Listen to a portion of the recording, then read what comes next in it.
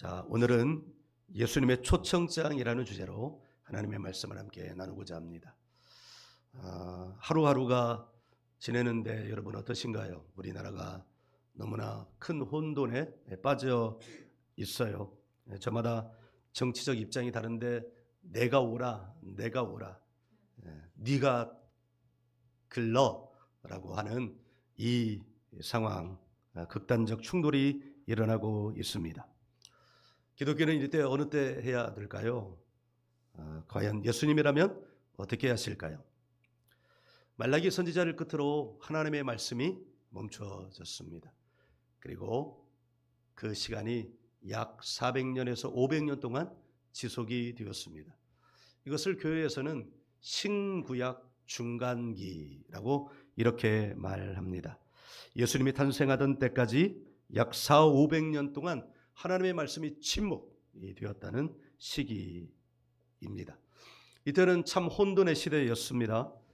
이스라엘 역사를 놓고 보면 이때 성경에 우리가 익숙한 많은 분파들이 이때 나왔습니다.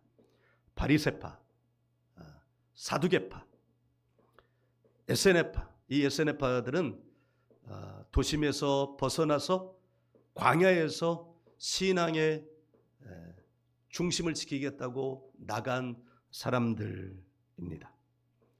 서기관, 성경을 연구하는 서기관, 랍비 등도 이때 생겨났습니다. 또 마카비 운동이라고 하는 독립운동도 이때 일어났습니다. 이들의 후예가 성경에 나오는 로마에 대항하는 젤로당, 열심당이라고도 하는 그런 당입니다. 이 시기는 정치적으로, 문화적으로, 그리고 신앙적으로 혼돈스러웠고 그에 따른 갈등이 최고조에 이르렀습니다. 그런데 지금 제가 바리새파, 사두개파, 에세네파, 서기관, 랍비 이런 분파들을 말씀을 드렸지만 이들은 한마디로 놓고 보면 다 기득권자들에 해당하는 사람들이었습니다. 신분제 사회였기 때문에 낮은 계층의 사람들이 이 체제를 전복할 수는 없는 그런 사회적 구조였습니다.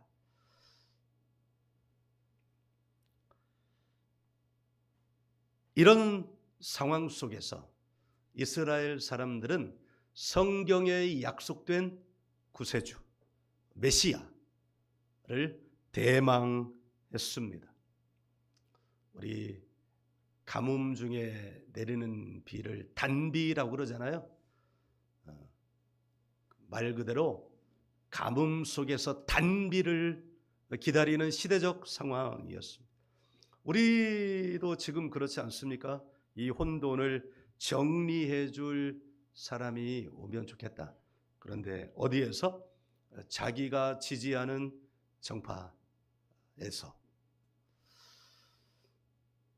그렇다면 예수님은 어느 쪽으로 오셨을까요?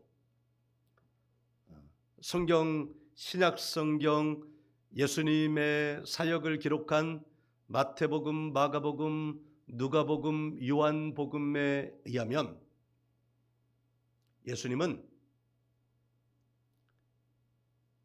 기득권자들의 공격을 받았습니다. 다시 말하면 보수파의 공격을 받았습니다. 우리 지난주에도 예수님이 어떤 공격을 받았어요? 절벽에서 밀어뜨려지려고 하는 공격을 받았습니다.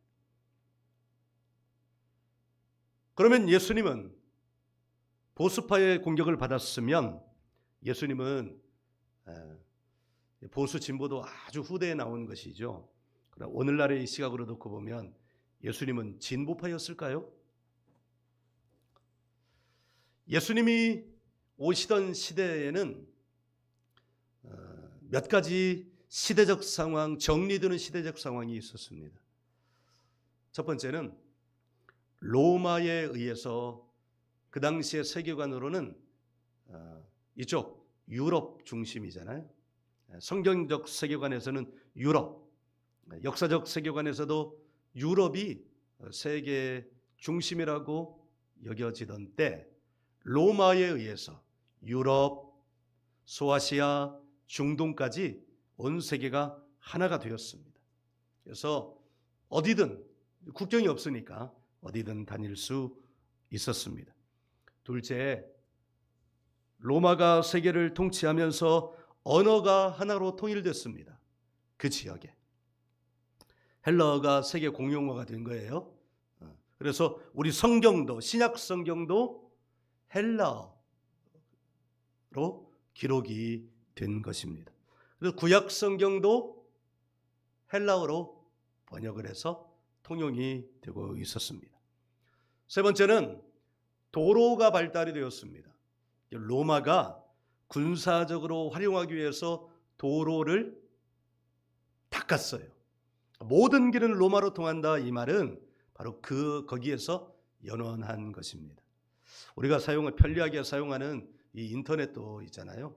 사실은 군사적 목적으로 개발되었다는 걸 여러분 아십니까? 근데 지금은 그것이 상용화가 된 것이죠. 세 번째, 그 시대의 역사적 상황으로는 복음 증거와 관련해서 가장 중요하게 여길 수 있는 것은 바로 유대인들이 세계로 흩어졌다는 것입니다. 우리가 성경 사도행전을 읽어보면 이 복음 증거의 대상자들은 1차 대상자들은 우리가 성경의 세계관으로 표현하면 이방인들이 아니었습니다. 1차 복음의 전파의 대상자들은 유대인들이었습니다. 그리고 사도 바울에 의해서 그 복음이 이방인까지 확장이 된 것이죠. 기독교 세계관에서는 이렇게 이 네 가지 특징이, 역사적 특징이 예수님이 오시는 것을 준비하는 특징이라고 여겨졌던 거예요. 혼란스러웠지만 이런 특징들이 있어서 메시아가 오실 준비가 되어서 예수님이 식민지 나사렛, 가장 낙후된 도시 출신으로 태어난 것입니다. 혼란스러운 그 상황에서 하나님이 이렇게 메시아를 보내셨던 것처럼, 그럼 이 시대를 바라보는 기독교인의 시선은 어떤 시선이어야 할까요? 이것을 2000년 전의 이 상황을 그대로 가져와서 우리는 하나님이 보내시는 사람을 기도하면서 기다리는 것, 이것이 그리스도인이 마땅히 해야 할 일인 줄 믿습니다. 오늘날 한국 교회도, 그리고 그 교회를 바라보는 바깥에서도 공히 한 목소리로 말하는 것은 안타깝게도 한국 교회에 희망이 있다, 이것이 아니라 한국 교회는 끝났다 라고 하는 것입니다. 한국 교회가 끝났다라는 것은 교회가 쇠퇴될 것이다 라고 하는 말의 다른 표현입니다. 인구가 줄어들어서 쇠퇴하는 것도 있지만 이 혼란스러운 시대에 교회가 어느 한 정파의 입장에 서는 것이 너무 강하게 드러나서 교회가 공공의 적, 다른 의미의 공공의 적, 정치적 적으로 바뀌어져 버렸기 때문에 한국 교회는 쇠퇴될 수밖에 없다는 것을 공통의 의견으로 가지고 있습니다. 만일 이 혼란스러운 시대에 교회가 2000년 전에 예수님이 오셨던 것과 같이 예수님을 기다리는 그런 대망의 기도하는 자세로 이 혼란의 시대에 교회가 대처하였더라면 세상은 다르게 교회를 바라보고 있을지도 모릅니다. 오늘 우리는 이 말씀을 통해서 그리스도인이 어떤 자세로 이 혼란스러운 시대에 서 있어야 될지를 함께 상고해 보려고 합니다. 예수님의 모습은 어떤 모습이었을까요? 이미 우리는 성경을 통해서 그리고 오늘 설교의 서두에 통해서 말씀을 드렸습니다. 예수님은 기득권층, 즉 이미 힘을 가지고 이미 세상의 중심에서 세상을 이끌어가는 그런 사람들의 모습으로 오지 않았습니다. 예수님은 이름 없는 곳으로 오셨습니다. 예수님은 가장 비천한 신분으로 오셨습니다. 심지어 예수님은 태어나자마자 편안한 따뜻한 그런 안락한 곳에 등을 뉘지도 못하고 마굿간에 자기의 등을 뉘어야 되는 그런 모습으로 오셨습니다. 오늘 말씀에 시작하는 게네사렛 호숫가라는 이 호수는 여러 가지 이름을 가지고 있는데 갈릴리 호수라고도 불려집니다. 둘레가 찾아보니요, 둘레가 50km 정도 된대요. 그러니까 꽤 큰 호수잖아요. 이 호수가 꽤 크다는 이야기는 이 호수를 삶의 근거지로 삼고 있는 사람들이 많았을 것이라는 것입니다. 그리고 예수님이 제자로 모은 사람들의 이 직업이 12명의 제자들 가운데 적어도 4명 혹은 5명은 이 호수가 삶의 근거지였던 거예요. 배를 타고 나가서 고기를 잡아 하루하루 살아가는 사람, 일용직 근로자였던 거예요.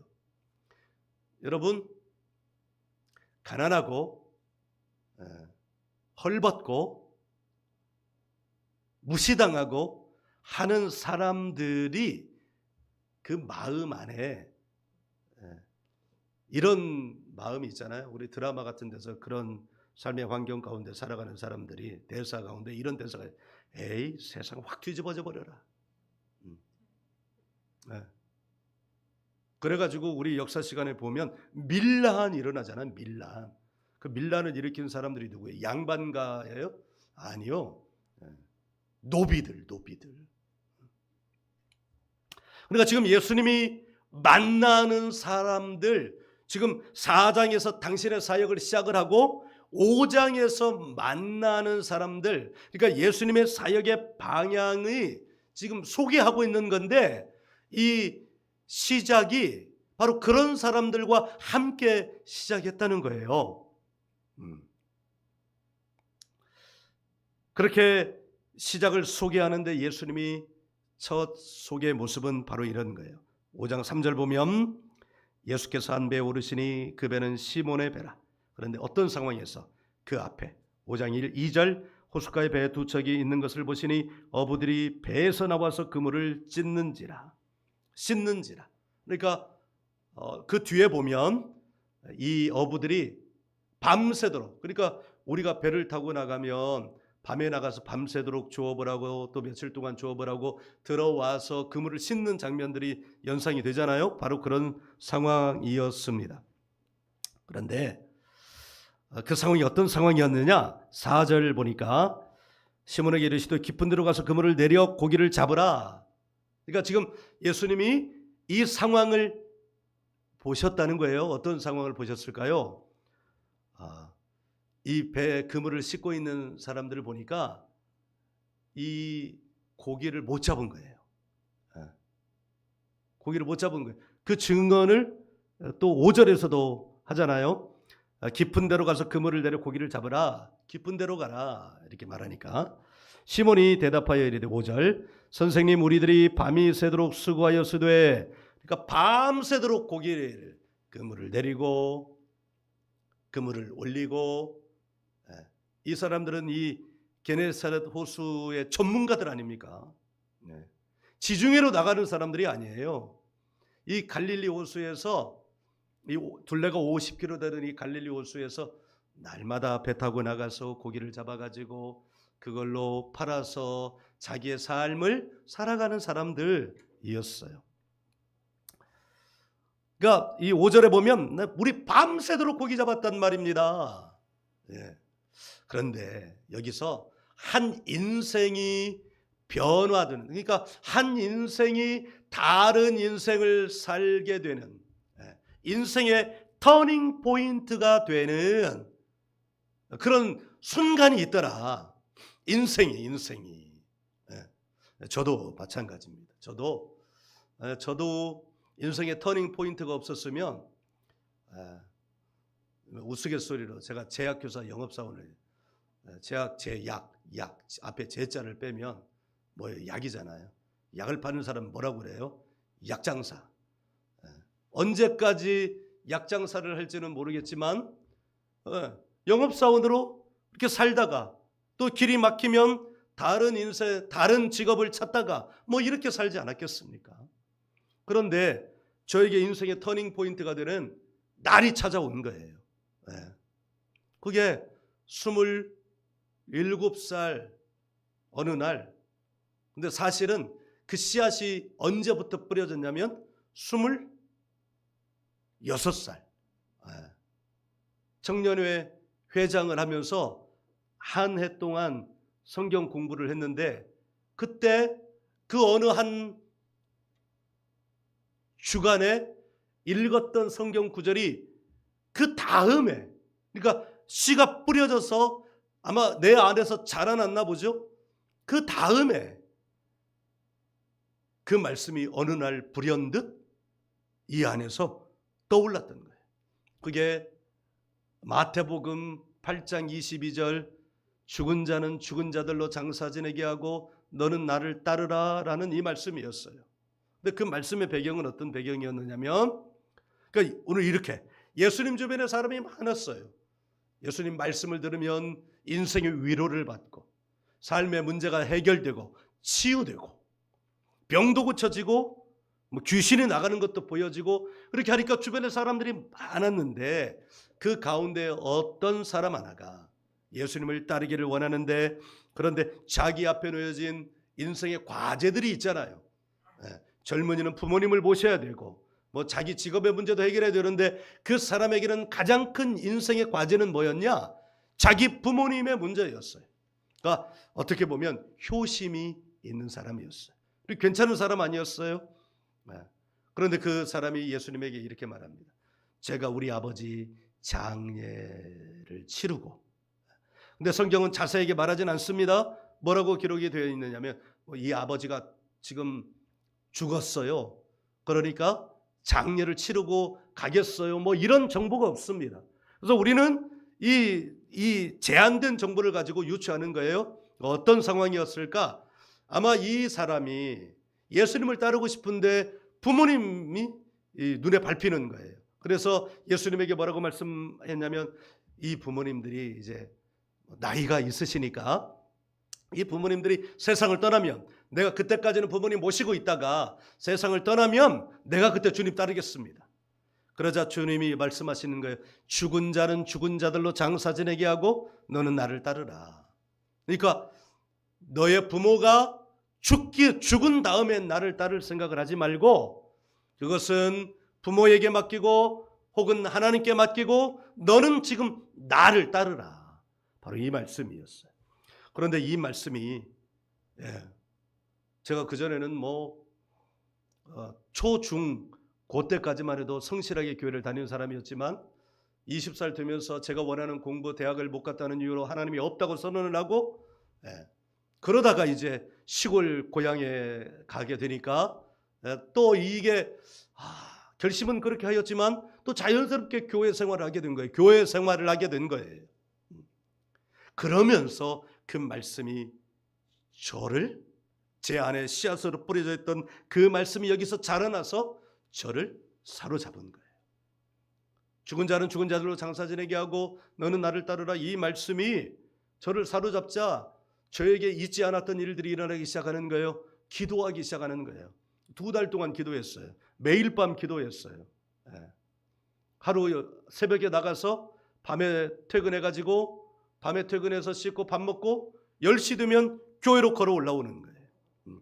아마 저쪽 웰빙타운에서 여기까지 걸어오는 아마 그 정도 거리예요. 지금 생각해 보면 매일 밤 기도하면서 하나님께서 너 그 말씀, 그 인생의 문제를 해결하고 싶냐? 그러면 너 신학교 가라. 2달 기도 끝에 이 말씀을 받아서 신학교 가기 위해서 그 다음에 6개월 동안 회사 생활을 정리하고 그 다음에 수능 시험을 봐야 되니까 대학 수능 학원 공부를 1년 동안 해서 그 다음에 신학교를 가게 되었습니다.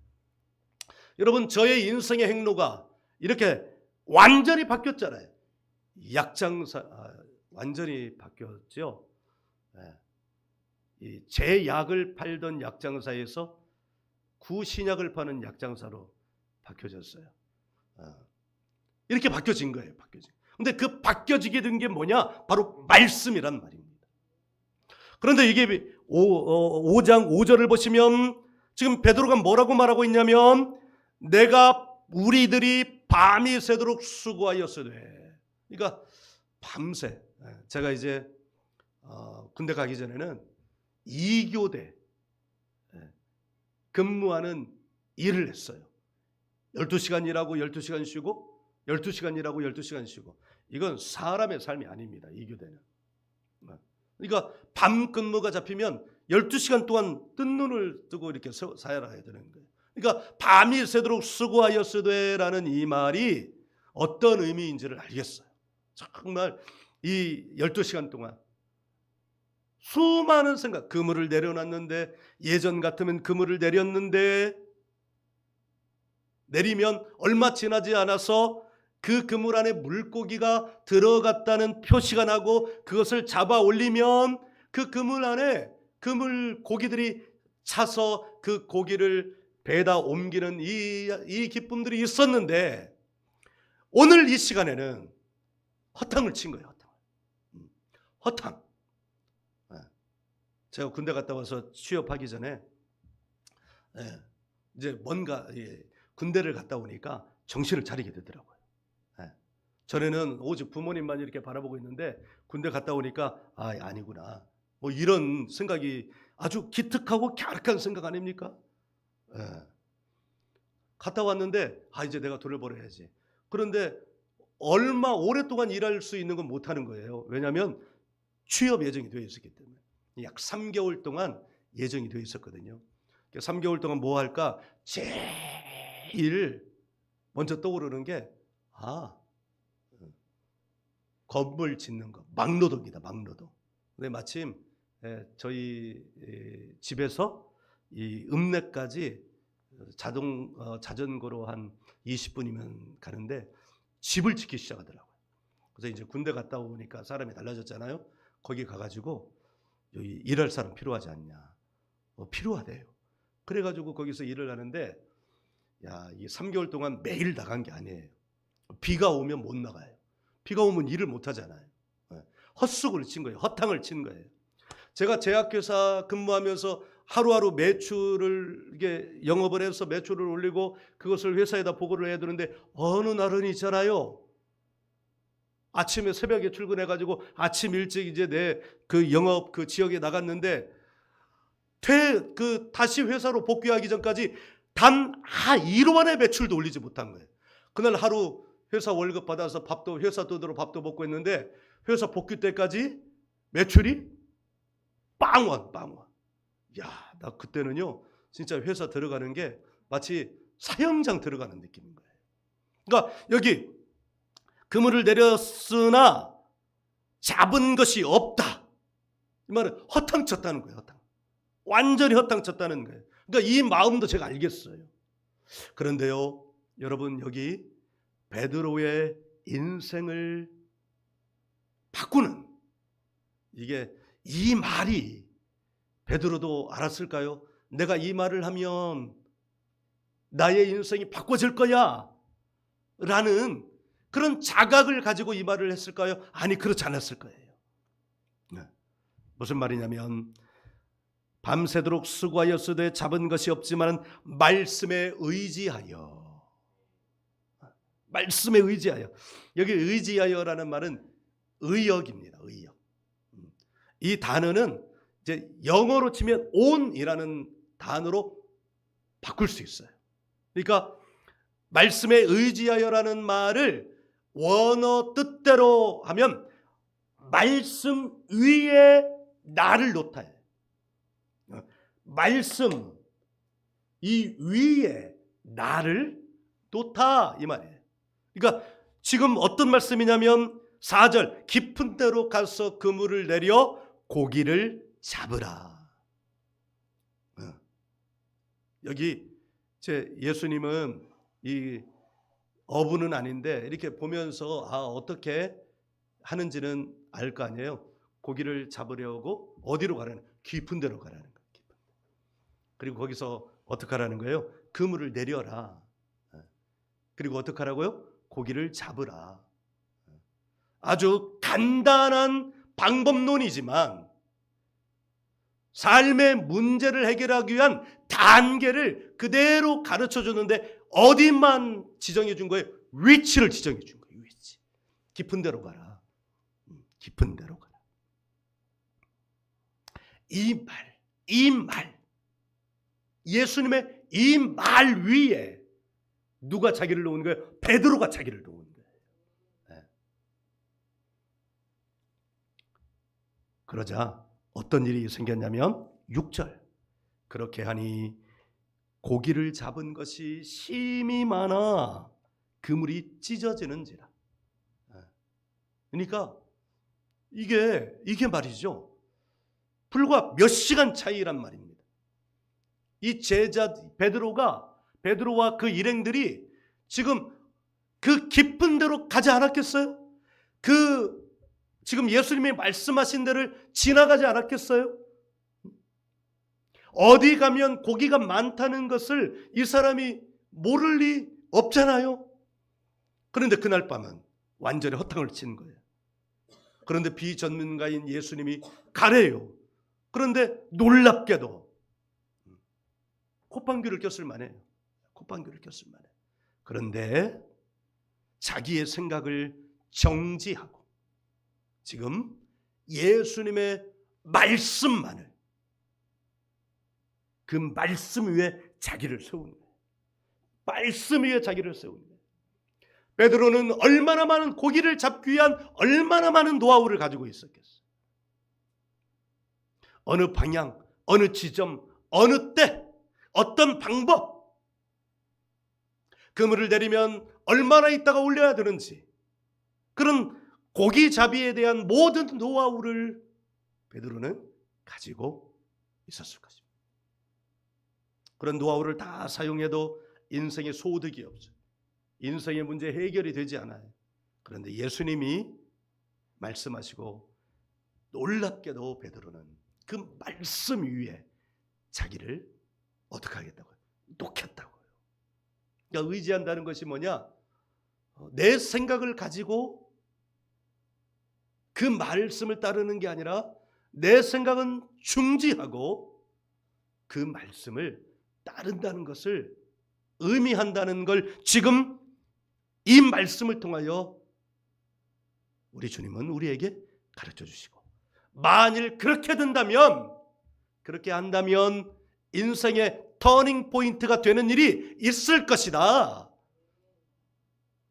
저도 2달을 그렇게 그 말씀 붙들고 기도했어요. 마태복음 8장 22절 가지고 기도했어요. 도대체 이 말씀이 무슨 말인지 모르겠습니다. 아니, 장례를 치르려면 산 사람이 죽은 사람 장례를 치러야 되는데 왜 죽은 사람 장례를 치르라고 할까? 그게 말이 될까? 이게 뭐예요? 그러면 누가 살았고 누가 죽은 자예요? 뭐 이런 질문들을 가지고 도대체 이게 뭐예요? 라고 하면서 2달을 기도해 나가는 가운데 그 기도의 자리가 저의 인생의 행로를 완전히 다른 인생으로 바꾸는 터닝 포인트의 시간이 되었던 것입니다. 그렇다면 우리는 오늘 말씀의 제목이 예수님의 초청장이잖아요. 예수님이 말씀을 주신다는 것, 깊은 데로 가서 그물을 내려 고기를 잡으라는 이 말씀을 주신다는 것은 이 말씀 자체가 누구에 대한 초청장이 된다는 거예요? 베드로에 대한 예수님의 초청장이 된다는 거예요. 그래 지금 보니까 그때 저에게 주셨던 그 말씀도 죽은 자는 죽은 자들로 장사 지내게 하고 너는 나를 따르라는 이 말씀도 김종교를 향한 예수님의 초청장이 되었던 것입니다. 그러나 여러분, 이 초청장은 어느 특정한 사람에게만 예수님이 주시는 것일까요? 아닙니다. 여기 이 시간이 지나고 8절 보면, 우리 8절 같이 한번 읽어봐요. 시작. 시몬 베드로가 이를 보고 예수의 무릎 아래에 엎드려 이르되 주여 나를 떠나소서 나는 죄인이로소이다. 아멘. 네. 그러니까 이게 하나님이 예수님이 참 이 베드로가 있잖아요. 베드로의 베드로됨은 자기를 이렇게 표현할 수 있을까요? 자기를 내려놓을 줄 아는 사람. 그러니까 예수님이 깊은 데로 가서 그물을 내려 고기 잡으세요 이렇게 말했을 때 당신이 뭔데요? 바다 이 호수 고기 잡는 건 내가 더 잘하는 거니까 당신은 당신 잘하는 걸 아십시오. 이렇게 말할 수 있잖아요. 얼마든지. 안 그렇습니까? 그런데 베드로는 내가 이렇게 했지만 내 생각을 중지하고 당신이 말씀하신 대로 내가 가겠습니다. 그리고 8절도 시몬 베드로가 이를 보고, 그러니까 지금 고기가 이렇게 너무 많이 잡혀가지고요, 옆에 있는 친구들, 동료들에게 맡기고 그 고기를 내리는 장면들을 보면서 무엇을 보았을까? 제가 이 꼭지는 뭐라고 썼냐면 창조주 앞에 선 피조물의 삶. 그런 이 장면을 보면서 누구를 만나게 되었냐면 창조주 하나님을 만나게 되고, 창조주 하나님 앞에 설 때 서는 모든 피조물들이 해야 하는 고백. 어떤 고백? 당신의 거룩함 앞에 선 나는 아무것도 아닌 죄인에 불과합니다. 그러니까 지금 이 8절 주여 나를 떠나소서 나는 죄인입니다 라는 이 말은 하나님이 가장 기뻐하시는, 하나님이 가장 좋아하는, 하나님의 일하심이 그의 인생에 들어가기 위하여 가장 좋은 대답. 나는 죄인입니다. 창조주 하나님 앞에서 누가 떳떳하게 고개를 들 수 있겠어? 그 하나님 앞에서 어떻게 자신의 정결함을 주장할 수 있겠어?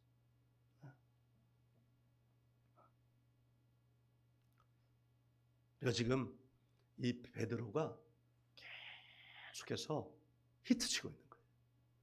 말씀을 의지하여 오 그래?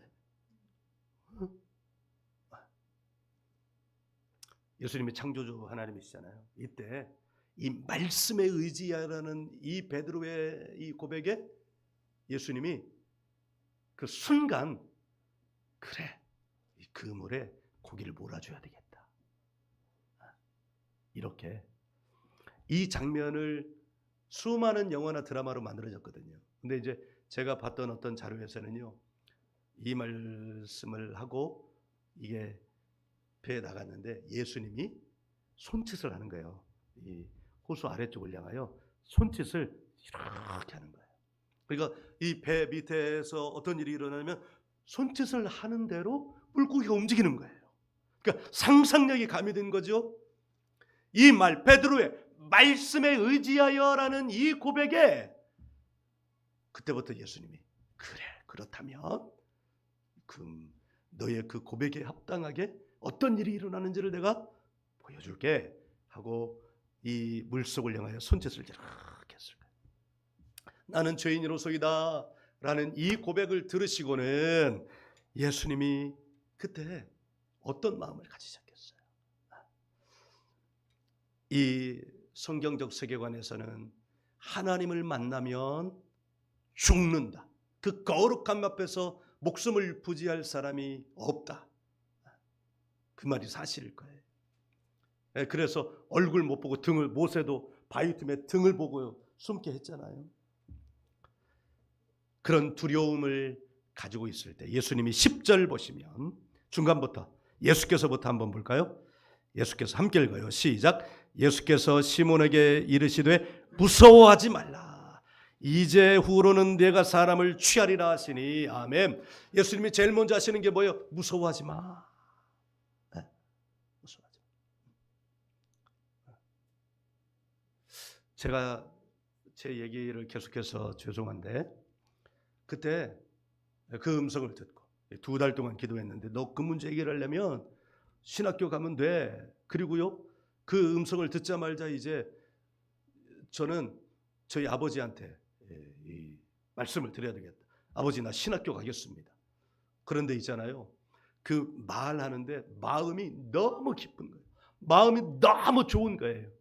사실 이제 그때만 해도 27이니까 저는 저희 아버지가 지금 보면 되게 자상한 분인데 모르겠어요. 그때 되게 아버지가 어려웠어요.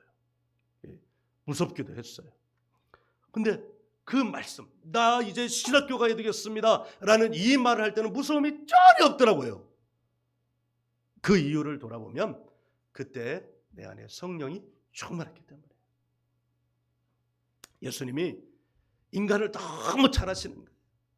우리의 삶, 우리가 나의 삶이라고 표현하는 우리 일상의 삶, 내가 직업을 가지고 살아가는 이 삶이 나의 삶이라고 여겨지는데 인간이 그와 같은 삶을 떠나서 주님을 따라가는 삶을 사는 삶에 대한 두려움이 있다는 것을 아시는 거예요.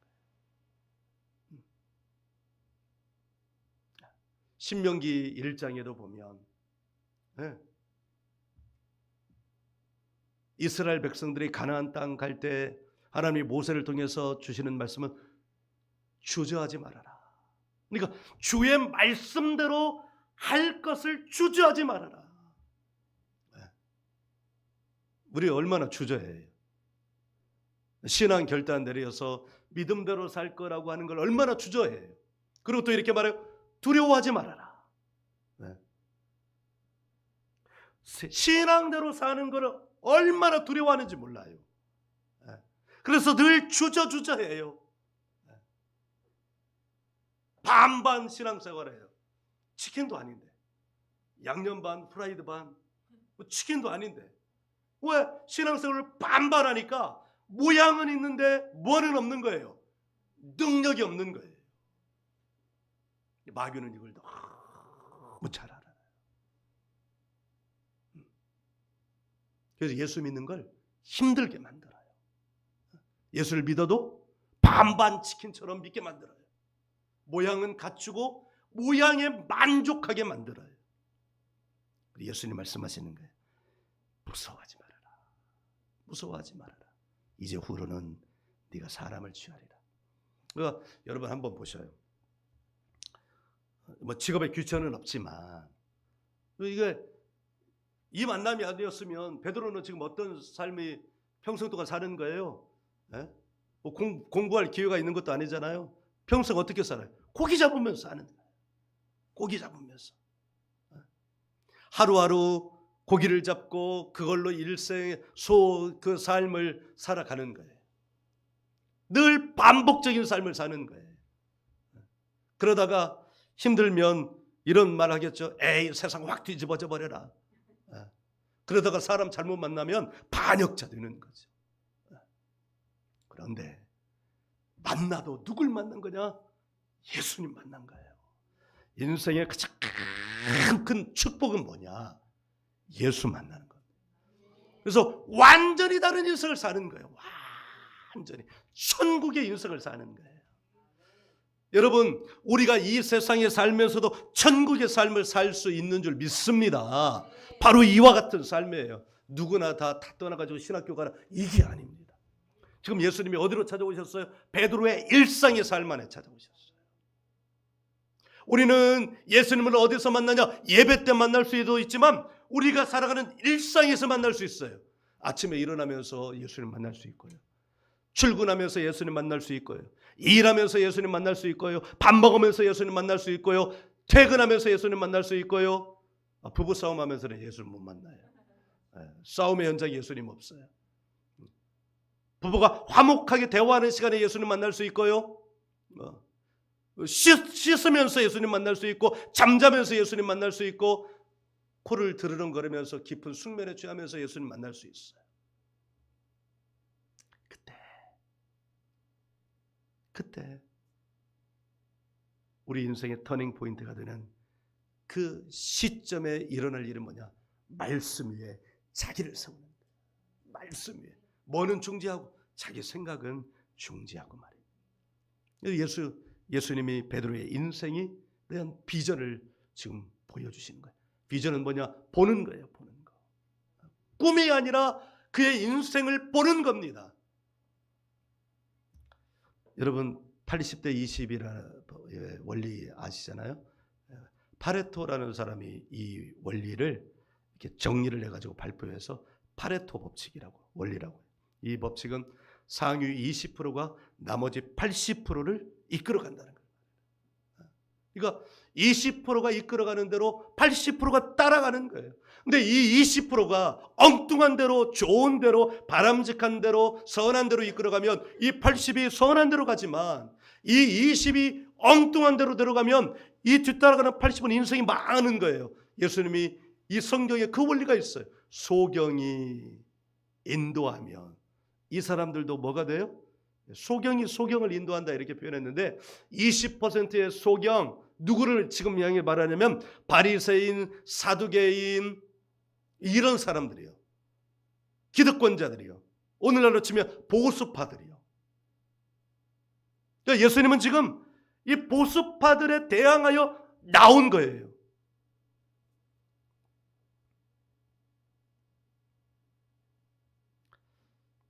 오늘도 세상을 바라보면 상위 몇 프로가 이끌어가는 대로 세계가 다 휩쓸려 가잖아요.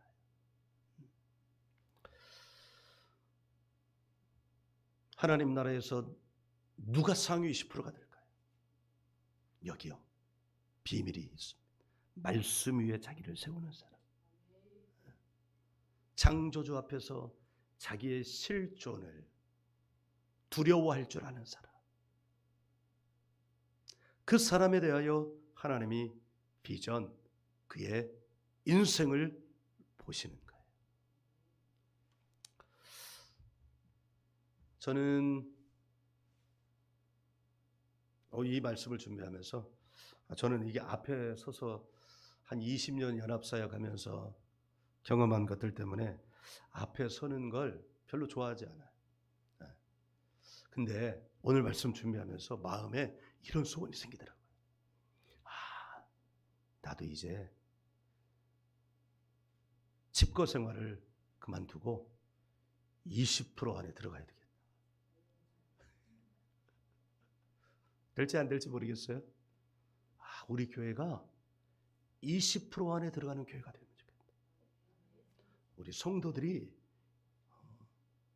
뒤따라가는 80%가 되지 말고 20%가 되는, 그래서 인생의 터닝 포인트가 있는 그런 성도들이 되었으면 좋겠다.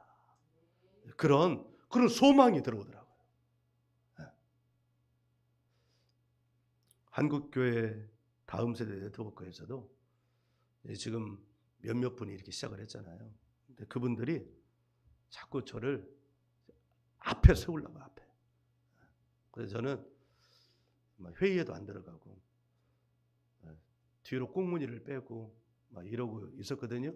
그러니까 이번에 가서도 목사님들 이렇게 모이면 막 눈치 주시더라고. 난 눈치 안 보려고 막 이렇게 고개 숙이고 못 들은 척하고 딴소리하고 딴청 피우고. 그러니까 되게 지금 밉살스러울 거야. 자기들 말 안 들으시니까. 근데 오늘 말씀 이렇게 들으면서 소망이 생기더라. 그래.